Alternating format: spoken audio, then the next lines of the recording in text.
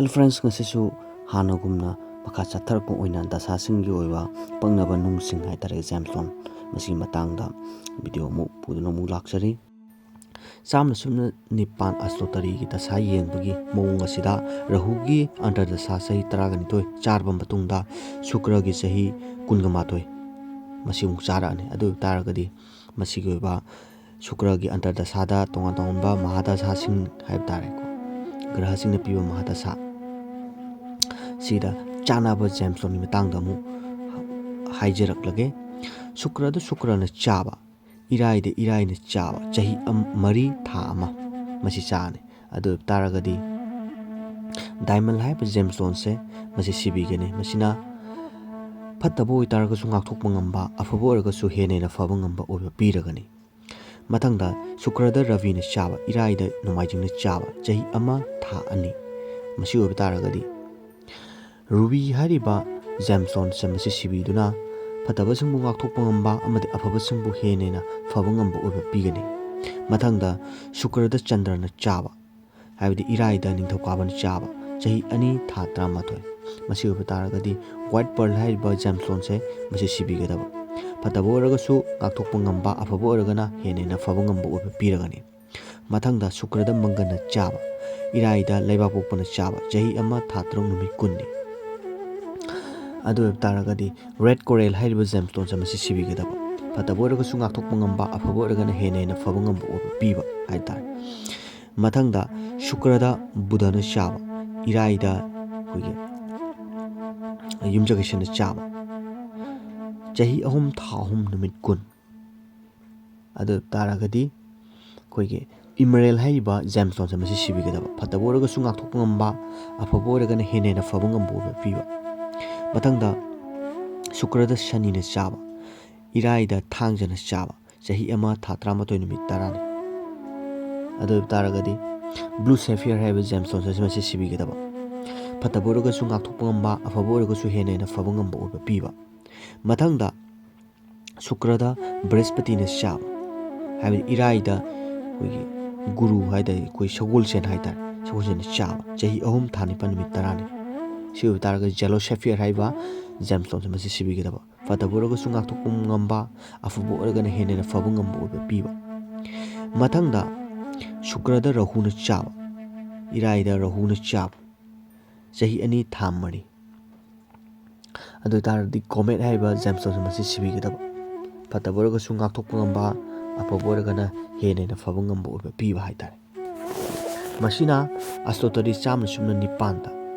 hotpa Dashagi tonga tonga graha singda chanaba agugi Gemstone singni aduga mathang asina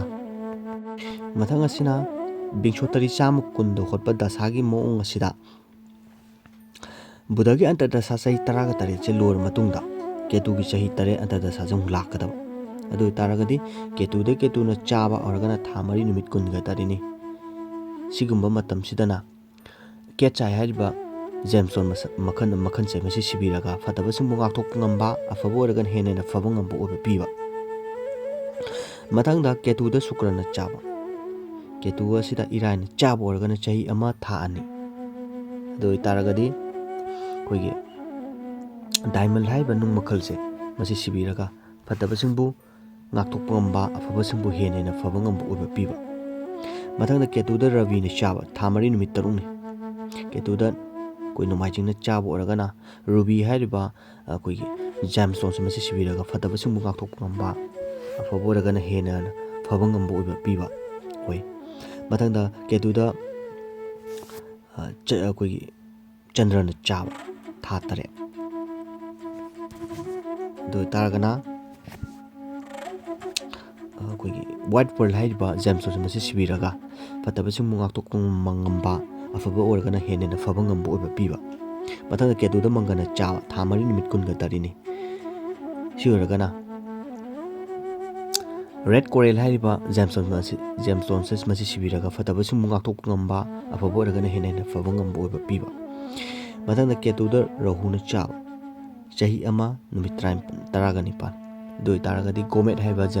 Gemstone se masi sibiraga phattaba singbu ngak thok ngamba afaba oragana hene na faba ngamba oba piba ꯃꯊꯪꯗ ꯀꯦꯇꯨꯗ ꯕ꯭ꯔꯤꯍꯁꯄꯇꯤꯅ ꯆꯥꯕ ꯊꯥ 17 ꯅꯨꯃꯤꯠ 3ꯅꯤ ꯀꯦꯇꯨ ꯍꯥꯏꯕꯁꯤꯗ ꯁꯒꯣꯜꯁꯦꯟꯅ ꯆꯥꯕ ꯑꯣꯏꯔꯒꯅ ꯖꯦꯂꯣ ꯁꯦꯐꯤꯌꯔꯁꯦ ꯃꯁꯤ ꯁꯤꯕꯤꯔꯒ ꯐꯠꯇꯕꯁꯤꯡꯕꯨ ꯉꯥꯛꯊꯣꯛꯄ ꯉꯝꯕ ꯑꯐꯕ ꯑꯣꯏꯔꯒꯅ ꯍꯦꯟꯅ ꯐꯕ ꯉꯝꯕ ꯑꯣꯏꯕ ꯄꯤꯕ ꯃꯊꯪꯗ ꯀꯦꯇꯨꯗ ꯁꯅꯤꯅ ꯆꯥꯕ ꯆꯍꯤ 1 ꯊꯥ 1 ꯅꯨꯃꯤꯠ 9ꯅꯤ ꯀꯦꯇꯨ ꯍꯥꯏꯕꯁꯤꯗ ꯊꯥꯡꯖꯅ ꯆꯥꯕ ꯑꯣꯏꯔꯒana blue sapphire haiba gemstones masi sibiraga fatabasimu ngakthokpa ngamba afaba oiragana hena faba ngamba oiba piba mathangda ketuda budhana chaba ketu waisida imjagasana chaba oiragana tha 13 numit kun ga tarene adu itaragadi akoigi imrel haiba num makan masi sibiraga fatabasimu ngakthokpa ngamba afaba oiragana hena faba ngamba oiba piba oi aduga mathang asina bingchotari cham kunda shukra gi under da sasahi kundam chagadaba haibadi shukrana da chaba irai da chaba oiragana chahi ahum tha mari masi chagane adu itaragadi diamond haiba nung makhalse haibadi gemstone se sibiraga fatabasu munga thok gamba afaba oiragana hena faba ngamba oba pi mathangda shukra da ravi ne chaba irai da numaijingna chaba oiragana chahi ama masi chagane adu itadi ruby haiba gemstone se sibiraga fatabasu munga thok gamba afaba oiragana hena faba ngamba oba pi mathangda shukra da chandana chaba chahi ama thani pan adu itaragadi white pearl haiba gemstone se masi sibiraga fatabasu munga thok ngamba afaba oiragana hena faba ngamba oba pi mathangda shukra da mangana chaba chahi ama tha ani adu itaragadi red coral haiba gemstone se masi sibiraga fatabasu munga thok ngamba afaba oiragana hena faba ngamba oba pi mathangda shukra da rahuna chaba chahi ahum chagane adu itadi irai da rahuna chaba oiragana gomet haiba gemstone se masi sibiraga fatabasu munga thok ngamba afaba oiragana hena faba ngamba oi pi mathangda shukra da brihaspati na chaba irai da sagonse na chaba oiragana chahi 2 thani pan masi chagadaba adu itadi jello sapphire haiba gemstone se masi sibiraga fatabasu munga thok ngamba afaba oiragana hena faba ngamba oiba pi mathangda shukra da shani na chaba chahi 3 tha 2 irai da thangjana chaba oiragana blue sapphire haiba gemstone se masi sibiraga fatabasu munga thok ngamba afaba oiragana hena faba ngamba oiba pi mathangda shukra da budhana chaba chahi 2 tha 10 adu itaragadi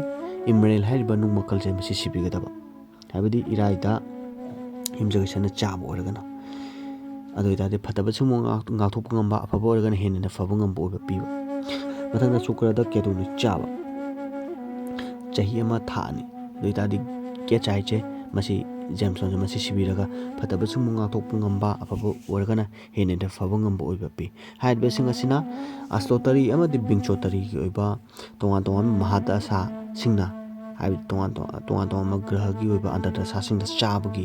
paknaba haitare fataba oiragana ngakthokpa ngamba nung makhal ada afaba oiragana hena faba ngamba nung makhal masigi matangda semjaba mathang manau naina semjaba adugumba gemstone singi maramda haitare mayamda karigumba khara kanagadra khanduna semjabani agi channel sibu nungai birabadi like subscribe tobiramo mathang tabadasu tongan ba kanagadaba haitare video ko purna amu laksage ngasi ko enadi kainarasi